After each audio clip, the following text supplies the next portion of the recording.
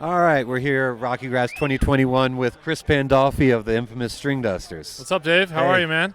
Very good. Glad to be here. How about you? Likewise. Yeah, just rolled in not long ago and wish I could stay for the whole weekend, but as per usual, we're moving around a lot and we've got a show tomorrow night. But I'm really glad to be here. I've spent a lot of time at this festival and taught the Academy a bunch of times, and one of the first big festivals that the String Dusters ever played was RockyGrass. So it's a special place for you. For sure.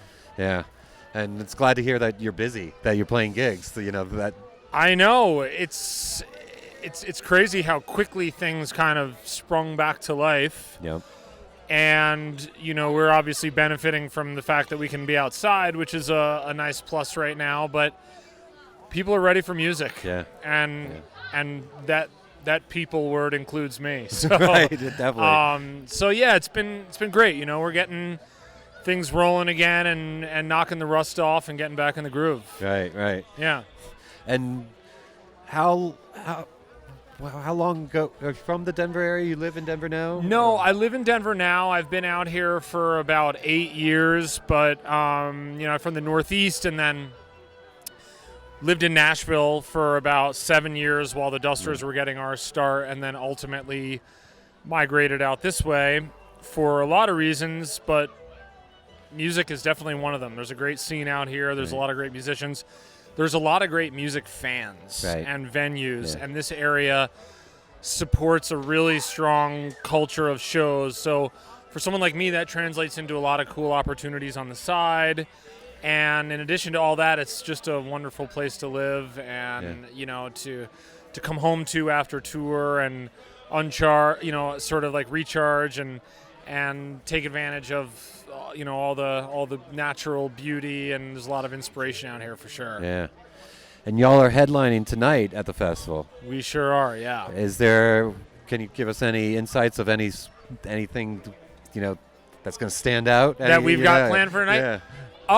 You know what? I can't actually because we have a rule that the set list remains confidential. Okay, fair. And that is indicative, I think, of the way our music world works. We have fans who come see us night after night, and so what's on the set list is always a little bit of a mystery. Yeah. And it's cool. I actually write the set list every night, and we go over everything as a band and have a production meeting and talk through all the transitions and any unique songs, but we try to really mix it up and do something different at every single String Duster show. So there's obviously a lot of common threads and songs that make a lot of appearances, but there are a lot of B-sides and things we play a lot less, and then there are always these sort of launch pad moments for something very impromptu and in the moment. So you kind of get a little bit of everything, and that keeps the audience on our toes, and I think it keeps us on our toes as well. Yeah, it keeps it interesting. That's keeps right, it, for sure. Keeps it fresh. Yep. And the String Dusters as a band, like, y'all have made this like really amazing crossover because you're all really, high level bluegrass musicians. But you've made this crossover into a little bit of that bigger audience thing. Yeah. While still staying true to where you are, not just fully saying, all right, let's just be a pop band. Yeah. It's a weird dynamic that I don't know how do you think y'all have managed to make that jump? It's an interesting thing because we've been a band for about 15 years, and in that 15 years a lot has changed around the bluegrass world and the acoustic world, and I would argue that bluegrass is cooler and more popular at this moment in time than it's ever been. When we were starting out, this scene was not nearly as vibrant. There weren't all of these amazing young bands who had these eclectic influences ranging from traditional bluegrass to rock and roll and jazz and all these sort of like improvisational idioms. It was Yonder and Salmon and String Cheese kind of blazing these new trails, and Green Sky got going a few years before us, but the path for a band like us was very uncharted. Yeah. And this was a very regular topic of discussion early on, and something that I've written about on my blog and talked about, the very deliberate marketing moves that you have to make in a career in music. There's not a lot of room for ambiguity, and when you're trying to build a fan base, those fans want to know what they're coming to see. So if one show is like this seated bluegrass thing and the next show is a standing rock club, it gets a little confusing. You really benefit from consistency. And as you said, we really did come from the bluegrass world. You know, that's our common thread as musicians. That's really our big influence that we share. But ultimately, after being exposed to some of those bands that I mentioned earlier, we got a glimpse of another world, and I think our imaginations really opened up in terms of what was possible, and that coincided with people, music fans, seeing that door was opening too. So there was more of a scene, there was more of a path, there were more venues where big bluegrass shows were taking place, and there were promoters who were taking a chance on bluegrass bands. So we kind of did this 180, 4 or 5 years into our career where we'd been playing more kind of traditional bluegrass things, and we just decided, though we love traditional bluegrass, we felt like our music came alive more in settings like these. So, these days it's sort of wide open. Like I say, bluegrass is a cool thing now, and there's all these amazing bands, and it's cool to be, I think, a part of what kind of blazed that trail. Right.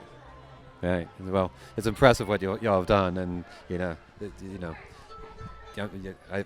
a fan. So thank you. Yeah, I mean it's a work in progress, and I think we just put out this Bill Monroe, an EP of Bill Monroe covers. Yeah, wow. So compared to like some of the stuff that we do, like I put out a solo record last year called Banjo. Yeah, I checked that out. That was very good. Thank you. And that obviously is like way out in left field.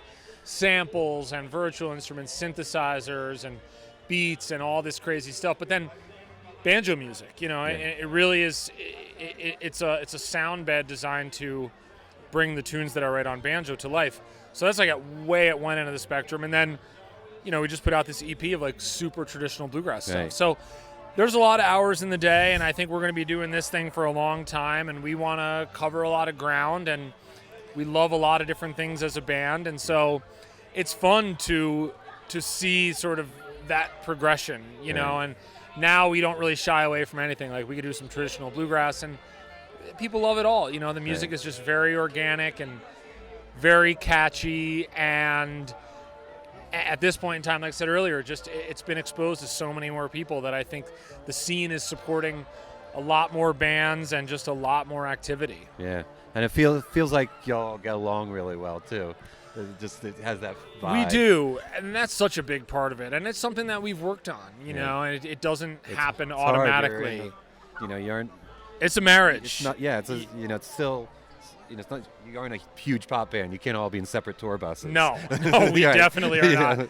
I mean, we are on one tour bus, with our crew, which is 5 to 6 people. So getting along and respecting each other on the road and learning how that whole thing works, really important piece of the puzzle, because that really informs how the music comes to life, and you can feel it. And there obviously have been times where people are going through things in their life, or vibes aren't as spot on with the band, and the music really benefits from that synergy. And we're really lucky to have that as humans and as musicians.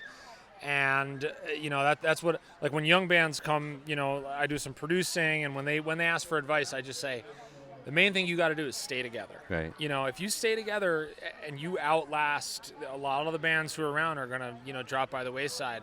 And staying together is a function of caring enough to understand how to really work together, like I say, as humans and as musicians.